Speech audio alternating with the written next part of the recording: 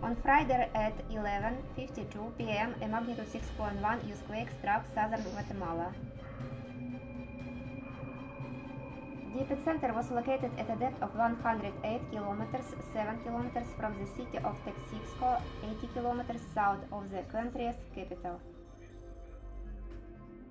Strong tremors were felt in neighboring El Salvador. Some people, frightened by the tremors, came out of their houses into the streets. A partial collapse of the facade of a church in San Pablo Jocopilas was reported.